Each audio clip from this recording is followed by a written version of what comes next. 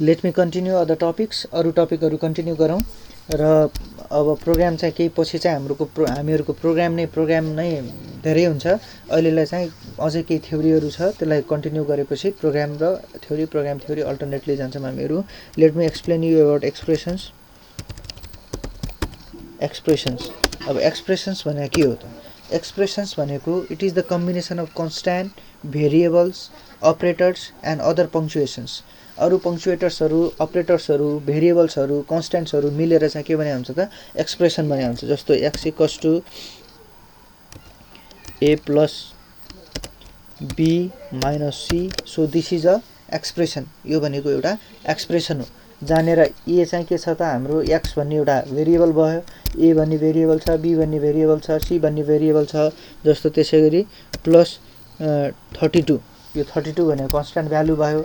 यहाँनिर प्लस भनेको, so this a b c and x are variables. यहाँ a b c र x भनेको भेरिएबल्सहरू हो। Plus and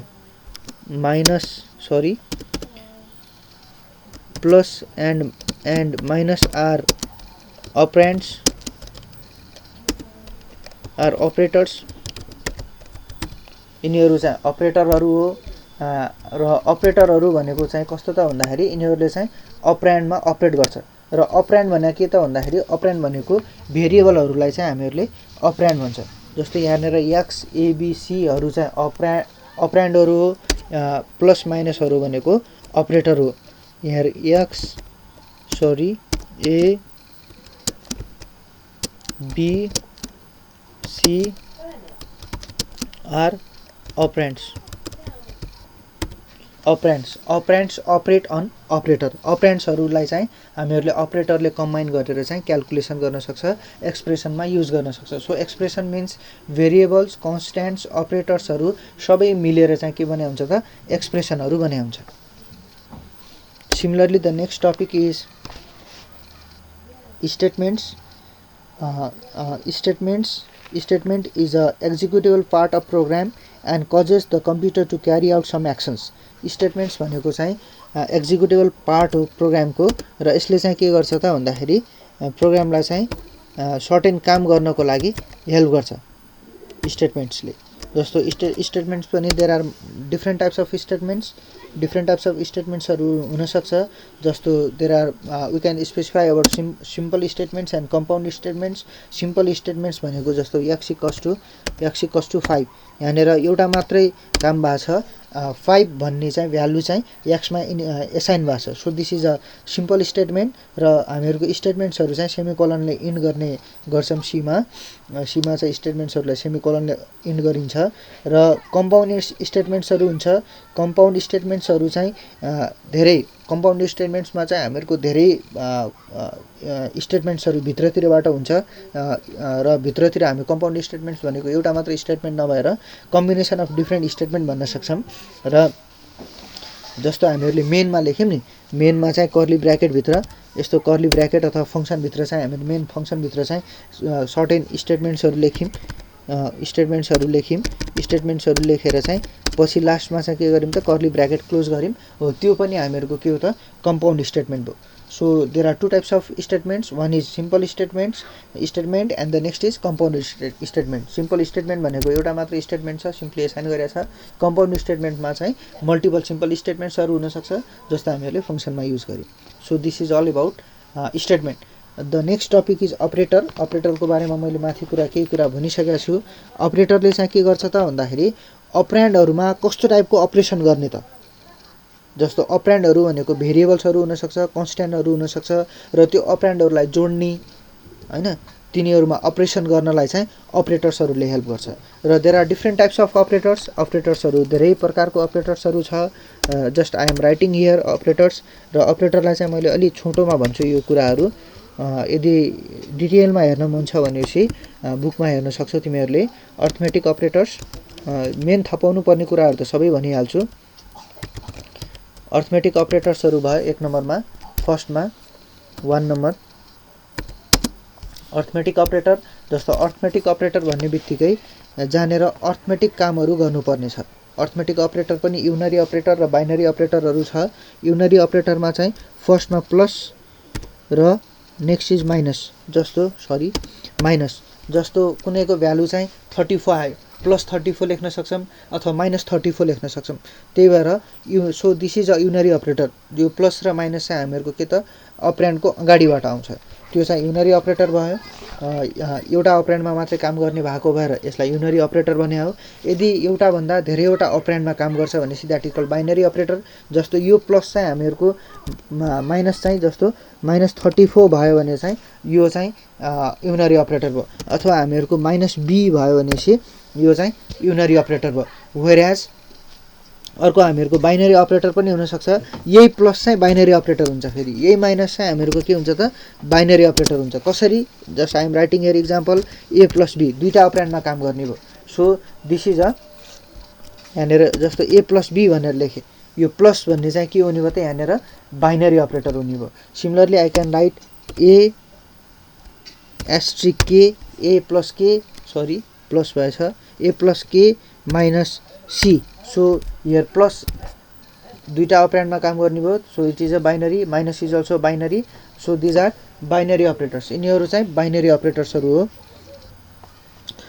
similarly there are other arithmetic operators अरु अर्थमेटिक अपरेटरहरु पनि छ अरु अर्थमेटिक अपरेटरमा चाहिँ एडिसन सबट्र्याक्सन मैले भनिसके सिमिलरली देयर इज मल्टिप्लिकेसन छ देयर इज डिभिजन छ and similarly the next one is modulo division percentage so they have certain meaning यिनीहरुको मिनिङ छ यसको रिजल्टहरुको बारेमा हामीहरुले प्रोग्राममा हेर्छौं प्रोग्राममा चाहिँ कस्तो अपरेसन गर्यो भने कस्तो रिजल्ट आउँछ तिनी कुराहरु चाहिँ म प्रोग्रामबाट भन्छु र so these are the certain arithmetic operators let me revise plus addition पहिलो सुरुमा युनरी साइन चेन्ज गर्नको लागि प्लस र माइनस त्यसपछि प्लस बाइनरी दुईटा भ्यालु दुईटा अपरेन्डहरु चाहिनेको कारणले गर्दा minus this is also binary asterisk multiplication को लागि डिभिजन को लागि र मोडुलो डिभिजन को लागि यो सबै चाहिँ के हो त भन्दाखेरि these are arithmetic operators these are the first operators that is arithmetic operators and the next is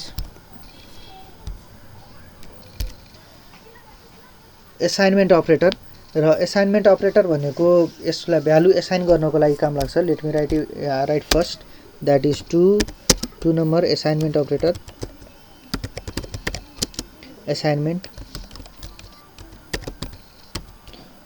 operators र असाइनमेंट ऑपरेटरमा चाहिँ सबैभन्दा बढी युज हुने भनेको equals to this is an assignment operator यसले चाहिँ के गर्छ त भन्दाखेरि भ्यालु असाइन गर्नलाई काम लाग्छ जस्तै यहाँनेर हामीहरुले हिनेर लेखेको छ असाइनमेंट ऑपरेटरलाई x = 5 5 भन्ने भ्यालु चाहिँ x मा असाइन भयो x भन्ने भेरिएबलमा असाइन भयो so this is a assignment operator हो भ्यालु असाइन गर्नको लागि यो अपरेटर चाहिँ हामीहरुले युज गर्छौं र त्यसैगरी in assignment operator there are other examples also just like this वन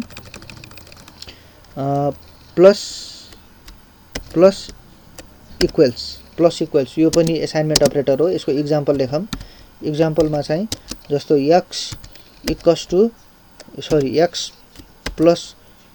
+ 5 यो पनि एउटा असाइनमेंट स्टेटमेन्ट हो असाइनमेंट अपरेटर हो plus equals minus equals slash equals percentage equals यो सबै असाइनमेंट अपरेटरहरु हो असाइनमेंट अपरेटर भित्रै पर्छ तिमीहरुले लेख्न सक्छौ म यहाँनेर डिस्क्राइब गरेन र यो भन्न कमेन्टिङ स्टाइलले लेखे मैले x = x + 5 यो भन्न एउटै हो x + 5 भनेर x = x + 5 भने एउटै हो त्यसैगरी x माइनस इक्वल छ भने x माइनस इक्वल 5 छ भने x = x - 5 x asterisk equals 5 छ भने x asterisk 5 मल्टिप्लाई गरे 5 ले घटायो भने माइनस गरे भने माइनस गरेको सो माथिको अर्थमेटिक अपरेटरहरु सबै युज हुन्छ असाइनमेंट अपरेटर र इक्वल्स सँग जोडेर त्यसपछि देयर इज नेक्स्ट अपरेटर भनेको हामीहरुको इंक्रिमेन्ट र डिक्रिमेन्ट अपरेटर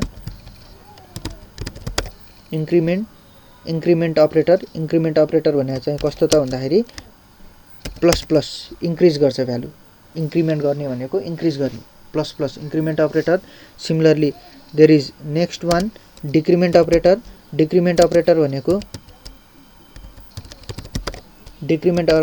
भनेको जस्तो माइनस भ्यालु चाहिँ डिक्रिज गर्छ माइनस इंक्रिमेन्टमा चाहिँ के छ x ++ यो इंक्रिमेन्ट भयो त्यसैगरी x माइनस माइनस यो डिक्रिमेन्ट भयो र यिनीहरू चाहिँ यसको टाइप्समा हेर्ने नि यो पोस्ट इन्क्रिमेन्ट भनेको पछाडि इन्क्रिमेन्ट हुने र यो तलतिरको भनेको पोस्ट डिक्रिमेन्ट। यहाँनिर प्रिफिक्स इन्क्रिमेन्ट डिक्रिमेन्ट हुन्छ, पोस्ट फिक्स इन्क्रिमेन्ट डिक्रिमेन्ट हुन्छ। पोस्ट फिक्स इन्क्रिमेन्ट डिक्रिमेन्ट र प्रिफिक्स इन्क्रिमेन्ट डिक्रिमेन्ट। पहिले सुरुमा प्रिफिक्स इन्क्रिमेन्ट डिक्रिमेन्ट भनेको सुरुमै इन्क्रिमेन्ट हुने अथवा सुरुमै डिक्रिमेन्ट हुने। हाम्रो सपोज एक्सको भ्यालु चाहिँ सुरुमा हाम्रो सपोज 5 छ भनेपछि यसलाई चाहिँ के गरायौँ प्री गरायौँ भने x = 5 छ सुरुमा, त्यसपछि प्लस x गऱ्यौँ भनेपछि चाहिँ के हुन्छ त सुरुमै यसको भ्यालु चाहिँ इन्क्रिज भइहाल्छ। सुरुमै इन्क्रिमेन्ट भएर यसको x बाट 5 बाट भ्यालु चाहिँ 6 भइहाल्छ प्री इन्क्रिमेन्ट।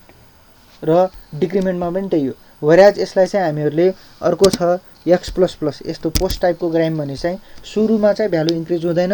सुरुमा चाहिँ एकचोटि भ्यालु चाहिँ के हुन्छ एसाइनमेन्ट हुन्छ, त्यसपछि बल्ल इन्क्रिमेन्ट हुन्छ। सुरुमा त्यसको भ्यालु 5 नै हुन्छ र अर्को टर्नमा मात्रै गएर त्यसको भ्यालु चाहिँ 6 हुन्छ। यो पनि हामीहरूले प्रोग्रामबाट हेरिहाल्छौँ, पछाडि म प्रोग्राम गरेर देखाउँछु, त्यहाँनिर मजाले बुझिन्छ। अहिले चाहिँ टाइप्सहरू मात्रै भन्न लागेको हो मैले। त्यसपछि इन्क्रिमेन्ट डिक्रिमेन्ट भयो, पोस्ट फिक्स प्रिफिक्स भयो। अर्को चाहिँ हामीहरूको रिलेसनल अपरेटरहरू हुन्छ। Next operator is relational operator. Relational अपरेटरमा चाहिँ के छ त भन्दाखेरि I will explain you about symbols only.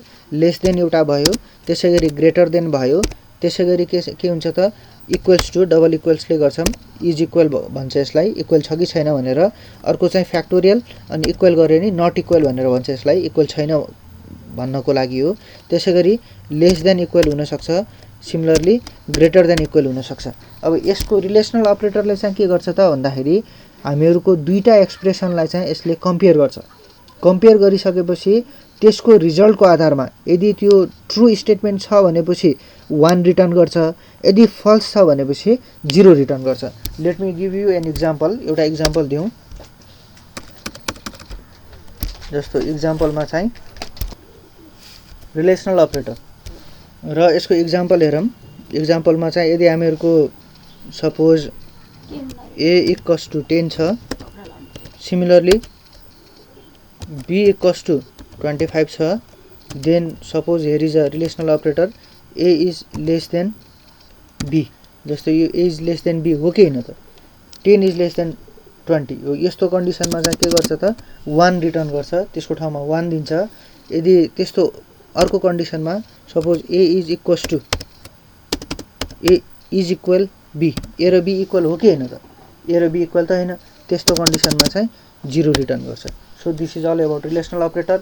Lace देनले चाहिँ कम छ कि छैन भनेर चेक गर्न, ग्रेटर देनले र यो ठुलो छ कि छैन, दुईटा इक्वल छ भनेपछि इज इक्वल भन्ने हुन्छ। दुईटा जस्तो a र b को भ्यालु चाहिँ इक्वल छ कि छैन भनेर कम्पेयर गर्नलाई।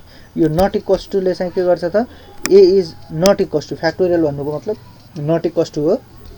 त्यसै गरी नेक्स्टमा जस्तो यहाँनिर हेरौँ a is less than equals to b। अब यो कन्डिसनमा चाहिँ के रिटर्न हुन्छ त भन्दाखेरि a को भ्यालु 10 छ, a is less than b त भयो, 10 is less than 25, it is true. But a is equals to b, a र b इक्वल हो र होइन। र यस्तो कन्डिसनमा के हुन्छ, दुईटा मध्ये कि त लेस देन हुनु पर्यो कि त इक्वल्स टु हुनु पर्यो। दुईटा मध्ये एउटा ट्रु छ भनेपछि ट्रु रिटर्न गर्छ, द्याट इज 1 रिटर्न गर्छ। र so this is all about relational operator. यो चाहिँ हामीहरूको रिलेसनल अपरेटर हो। Now the next type of operator is logical operator. 6 नम्बरमा हामीहरूको छ logical operator. Increment decrement operator एउटैमा पनि राख्छ कसैले फरक पनि राखेको हुन्छ, it doesn't matter. Logical operator, अब लजिकल अपरेटरमा चाहिँ हामीहरूको यसले चाहिँ लजिकसँग दुईटा अथवा धेरैवटा एक्सप्रेसनलाई चाहिँ लजिकल्ली चाहिँ कम्पेयर गर्ने काम गर्छ। र लजिकल्ली त्यसको हामीहरूको जुन बुलियन अल्जेब्रा छ, बुलियन अल्जेब्राको कन्सेप्टसँग पनि यो मिल्छ। र लजिकल्ली चाहिँ हामीहरूको यदि सबै कन्डिसनहरू ट्रु छ भनेपछि एन्ड अपरेटरमा चाहिँ सबै कन्डिसनहरू ट्रु छ भने मात्र रिजल्ट ट्रु हुन्छ। र त्यसै गरी अरू अपरेटरमा पनि युज हुन्छ। Late me explain operator wise. फर्स्टमा चाहिँ एन्ड अपरेसनको जस्तो बुलियन एन्ड जस्तो एन्ड अपरेटर भन्छौँ हामीहरूले यसलाई। एउटा एन्डको लागि एउटा छ, त्यसै गरी अर्को छ हामीहरूको अरको लागि छ, त्यसैगरी अर्को छ हाम्रो नटको लागि यो हामीहरुको तीनटा कन्डिसनहरु तीनटा अपरेटरहरु छ लजिकल अपरेटरमा एन्डमा चाहिँ के हुन्छ त भन्दाखेरि अल कन्डिसन ट्रु हुनु पर्यो अल कन्डिसन ट्रु भयो भने मात्रै रिजल्ट चाहिँ ट्रु हुन्छ अब एन्डमा चाहिँ के हुन्छ त भन्दाखेरि अरमा त्यस्तो हुन्छ एन्डमा चाहिँ के हुन्छ नि त if any one is true all condition true भयो भने ट्रु एन्डमा हुन्छ इफमा चाहिँ के अरे अरमा चाहिँ के हुन्छ त if any one condition is true result will be true एन्डमा सबै कन्डिसन ट्रु भयो भने बल्ल ट्रु अरमा चाहिँ कुनै एउटा मात्रै ट्रु भयो भने चाहिँ ट्रु हुन्छ भनेपछि नटमा चाहिँ के हुन्छ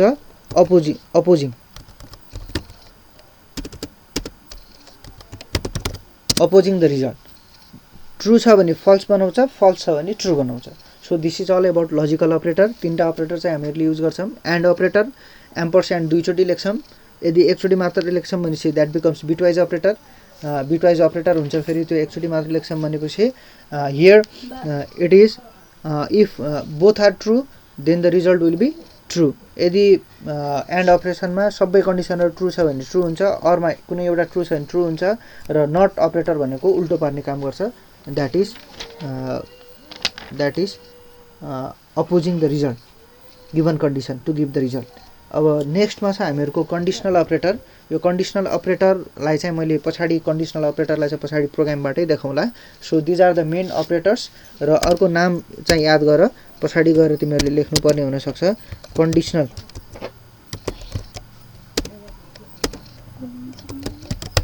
कन्डिसनल अपरेटर भयो र त्यसैगरी हामीहरुको अरु अपरेटरमा चाहिँ कमा अपरेटर पनि हामीहरुले युज गर्छौं कमा अपरेटरहरुलाई युज गर्छौं यो कन्डिसनल अपरेटर र कमा अपरेटरलाई चाहिँ हामीहरुले पछाडी प्रोग्रामबाटै हेरौँला थ्यांक यू